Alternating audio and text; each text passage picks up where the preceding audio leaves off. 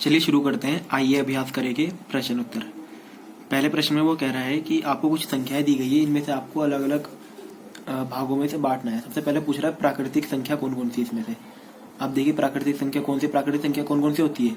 एक से लेके जितने भी नंबर आते हैं उसके बाद वो सब होती है प्राकृतिक संख्या। देखिए इसमें से प्लस और सारे प्लस के होने चाहिए। देखिए कौन है प्राकृतिक संख्या, इसमें एक 17 है। ये क्या है, ये तो परिमेय संख्या है। ये परिमेय है। ये क्या है, ये पूर्ण संख्या में आता है 0, प्राकृतिक में नहीं आता। -32 भी प्राकृतिक में नहीं आता। तो सिर्फ कौन हो गया प्राकृतिक संख्या, सिर्फ 17। फिर अगला है पूर्णांक जो प्राकृतिक संख्या नहीं है। अब देखिए पूर्णांक कौन सा होता है, माइनस वाले और 0 और प्लस वाले सारे होते पूर्णांक, और प्राकृतिक संख्या नहीं होनी चाहिए। अब देखिए ये एक पूर्णांक है और ये प्राकृतिक संख्या भी नहीं है, तो ये आ गया हमारे इस ऑप्शन में।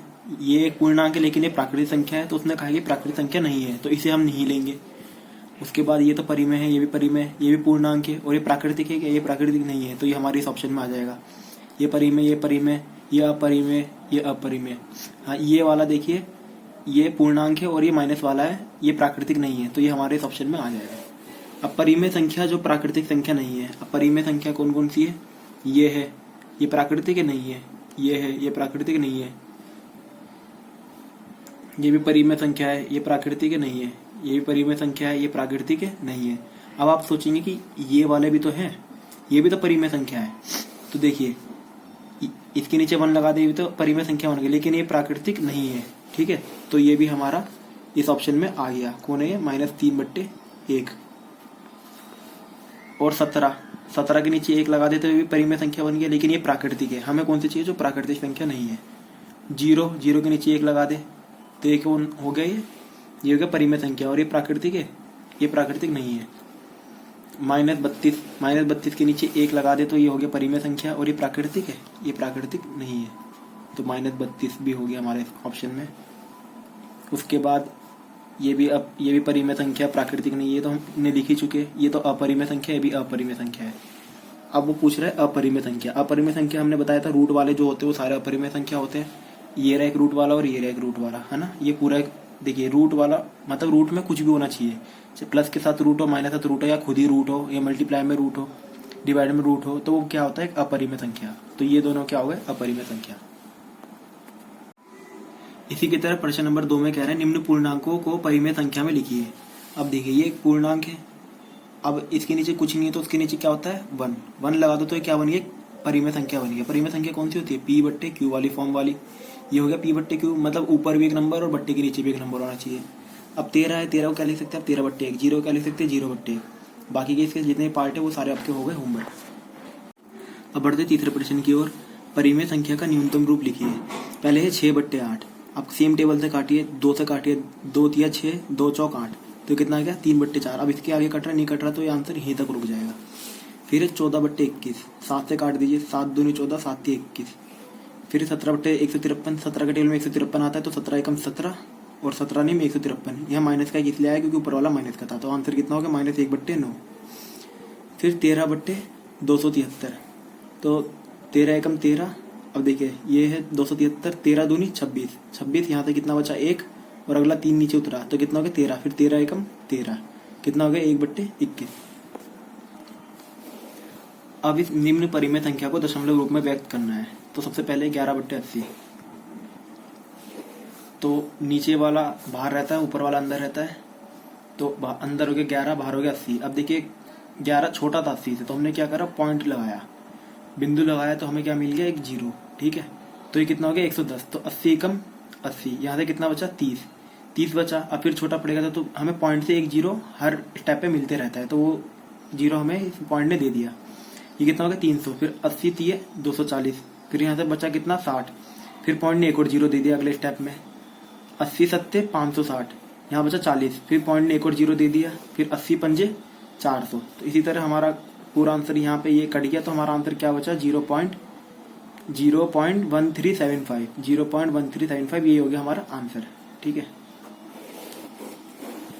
उसके बाद अगला है ये 98/35। इसी तरह आप इसे डिवाइड दे देंगे तो सिंपल डिवाइड है, आप करके दिखा सकते हैं। इसी तरह ये भी है -7/6, आप ऐसे डिवाइड कर सकते हैं। ये डिवाइड देख लीजिए और आंसर माइनस में आ जाएगा क्योंकि ये माइनस का था। अगर आपको कोई क्वेश्चन में कोई दिक्कत होती है तो आप वीडियो को दोबारा देख सकते हैं, तो उससे और अच्छा क्लियर होगा। अगले क्वेश्चन में वो कह रहा है निम्न दशमलवों को p/q में व्यक्त कीजिए। तो ये था 2.4। तो हमने क्या करा, दशमलव हटाया, दशमलव के बाद एक डिजिट थी तो नीचे कितना जीरो आ गया, एक जीरो आ गया, मतलब 10 आ गया, 1 के बाद एक जीरो, तो कितना हो गया 24/10 हो गया। अब 2 से काटा, ये 12 बार में गया, 5 बार में कितना हो गया 12/5 आंसर।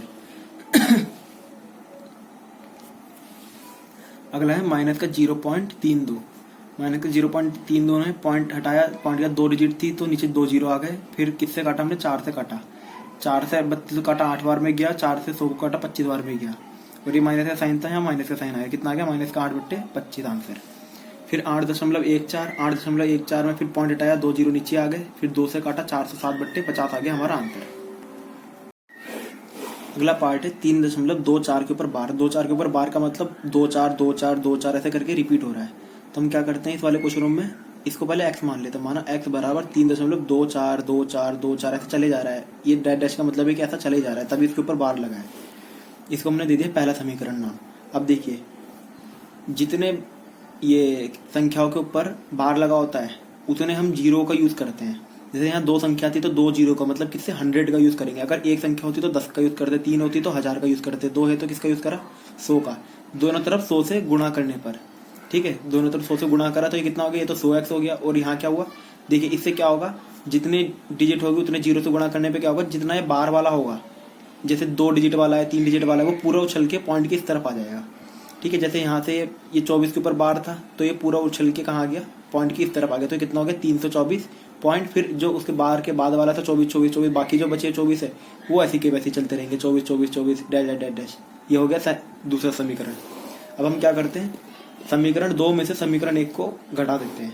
समीकरण 2 में से समीकरण 1 को घटाने पर क्या होगा, देखिए 100 में से दूसरे समीकरण को लिख लीजिए, फिर पहले समीकरण को लिख लीजिए ऐसे करके, फिर माइनस का साइन लगा दीजिए। 100 में से 1 गया 99x, 324 में से 3 गए 321, और पॉइंट के बाद जो 24 24 थे और इधर के पॉइंट के बाद जो 24 24 थे वो आपस में कट गए एक दूसरे से, तो यहाँ पॉइंट के बाद 0 बचा, तो उसको हम नहीं लिखेंगे, तो हमारे पास ये बचा है अभी। उसके बाद है x बराबर आ गया, यहाँ 99x बराबर 321 था, तो 99 उछल के यहाँ आ गया, तो एक डिवाइड में यहाँ पे, तो हमने इसे सेम टेबल से काटा, 3 से काटा, तो ये तो 33 बार में गया, ये काटा, 3 ही कम 3, ठीक है। फिर अगला उतरा 2 छोटा पड़ गया, 2 3 के टेबल में नहीं आता था, तो अगला उतारने के लिए हमने क्या लगाना पड़ा, 0 लगाया, तो एक ये वाला जो 1 है वो नीचे उतर गया होगा, कितना बन गया 21, फिर 3 7 21, ठीक है। तो इसी तरह हमारा ये आंसर हो गया।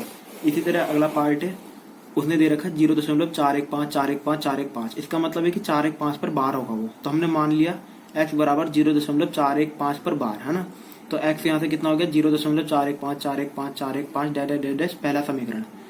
हमने बताया था यहाँ 3 डिजिट है तो किससे गुणा करेंगे 1000 से, दोनों तरफ 1000 से गुणा करने पर ये कितना हो गया 1000x, और ये जो बार वाला है पूरा उछल के पॉइंट की तरफ आ गया, तो कितना हो गया 415.415 ये हो गया दूसरा समीकरण। इसके बाद समीकरण 2 में से समीकरण 1 को माइनस करने पर समीकरण 2 को उतार लिया, समीकरण 1 को उतार लिया, ठीक है। 1000 में से 1 गया 999x, और 415 में से 0 गया 415, और 415 वाले आपस में कट गए। आप सोच रहे होंगे कि मैं पॉइंट के बाद वालों को अलग अलग क्यों बोल रहा हूँ। याद रखिएगा, पॉइंट के बाद वालों को इन्हें एक साथ नहीं पढ़ाया था, इन्हें सिंगल सिंगल करके पढ़ा जाता है। जैसे इसे 415 नहीं पढ़ा जाएगा, इसे पढ़ा जाएगा 415, ठीक है। उसके बाद ये 999 कहाँ चला जाएगा, इसके नीचे, ये कहाँ चला गया इसके नीचे। अब ये सेम टेबल से कटने देते तो यही हो गया हमारा आंसर, ठीक है। छठा क्वेश्चन में कह रहा है 2 परिमेय संख्याओं के बीच में एक परिमेय संख्या ज्ञात करना। इसके लिए हम क्या करते हैं, इन जो 2 संख्या दे रखी थी उन दोनों का तो योग कर देते हैं, फिर पूरे को किससे गुणा कर देते हैं 1/2 से, जैसे हमने इस क्वेश्चन में करा। इन दोनों का हमने क्या कर दिया योग, फिर किससे गुणा कर दिया 1/2 से। इन दोनों का एलसीएम कितना आया होगा 8, क्योंकि 4 के टेबल में भी 8 आता है, तो 8 ही एलसीएम हो गया। 4 के टेबल में 8 2 बार में आता है तो 2 की गुणा इससे करी, 8 के टेबल में 8 1 बार में आता है तो 1 की गुणा इससे करी, कितना हो गया 6 + 7, 6 और 7 होता है 13, 2 8 16, तो कितना हो गया 13/16। इसी के साथ आपका ये है -2 तथा -3, तो 1/2 से तो गुणा कर देंगे, इन दोनों को योग कर देंगे अंदर, -2 प्लस, और इसे ब्रैकेट में रखेंगे -3, ये प्लस माइनस अगले स्टेप में क्या हो गया माइनस, फिर -2 और -3 कितना होता है -5, 2 से यहाँ नीचे 1 से गुणा करें माइनस के 5 की तो माइनस का 5 आ गया, और नीचे 2 है वो तो नीचे ही रह गया। तो इसे हमने काटा तो कितने बार में गया, 2.5 बार में, 2.5 बार में गया माइनस का। ठीक है, उसके बाद ये देखिए थर्ड वाला पार्ट, माइनस का 4.5 तथा 1/3, इन दोनों का फिर से योग करा और 1/2 गुणा कर दी पूरे की। तो ये कितना हो गया, पहले से सॉल्व करा, 5 दिए 15, 5 की टेबल में 15 3 बार में आता, 3 की से गुणा करी माइनस का 12 हो गया। 3 की टेबल में 15 5 बार में आता, 5 की से गुणा करी 5 हो गया, 5 एकम 5। तो 1/2 इसे सॉल्व करें, कितना आ गया माइनस का 7, क्योंकि माइनस प्लस माइनस मतलब माइनस करना है। 12 में से 5 गए 7। अब साइन किसका लगेगा, बड़े वाले का, तो ये हो गया माइनस का 7। और 2 की इससे गुणा करी, कितना हो गया 30, तो -7/30 हो गया हमारा आंसर। अगले क्वेश्चन में कह रहा है परिमेय संख्या के बीच 3 परिमेय संख्या लिखिए। 3/4 था तथा -3/4। अब देखिए दोनों के नीचे वाले बराबर है, और देखिए क्या इनके बीच में 3 नंबर आ पा रहे हैं, अगर आ पा रहे हैं तो हम इसी को यूज कर लेंगे। अब देखिए 3 है और ये माइनस वाला है, मतलब हम उल्टा जाना पड़ेगा, क्योंकि हम प्लस वाले से माइनस जा रहे हैं तो उल्टा जाना पड़ेगा, हमें डिसेंडिंग ऑर्डर में करना पड़ेगा, मतलब बड़े से छोटे क्रम में बढ़ना पड़ेगा। ठीक है, अवरोही क्रम शायद इसे कहते हैं। 3 के फिर पहले कौन आया होगा, 2/4, फिर 1/4, फिर 0/4। ठीक है, तो 0/4 को तो 0 ही लिख दो। फिर कौन आया होगा, माइनस का 1/4, फिर माइनस का 2/4, फिर माइनस का 3/4। लेकिन हमें 3 ही चाहिए थे, इसलिए हमने 3 ही लिखे। ये हो गया हमारा आंसर। ये 0.27 तथा 0.28 मतलब 0.27 तथा 0.28। अब हम क्या करेंगे, पॉइंट हटाया, नीचे 2 0 लगा दिए, हमें पॉइंट हटाया 2 0 लगा दिए। अब देखिए नीचे वाला बराबर हो गया। 27 और 28 के बीच में 3 नंबर हम नहीं ला सकते, तो हमने क्या करा, 5 से गुणा कर दी ऊपर नीचे। ठीक है, तो ये इसे गुणा करी 135 हो गया, ये कितना हो गया 500, और इसी गुणा करी 140 हो गया, और ये कितना हो गया 500। ठीक है, 135 के बाद आता है 136/500, 137/500, 138/500। इसी तरह 3 नंबर हो गए। और इसका थर्ड पार्ट आपके लिए होमवर्क है, और 8वां क्वेश्चन हम इसलिए नहीं कर रहे क्योंकि मेरे पास बुक नहीं है, वो नंबर लाइन वाला है, इतना इंपॉर्टेंट भी नहीं है। आप उसे इजीली कर सकते हैं, फिर भी बाद में देख लेंगे जब मेरे पास बुक आ जाएगी। 9th क्वेश्चन से जो अगला पार्ट है वो मैं दूसरी वीडियो में बनाता हूँ। ठीक है, थैंक यू।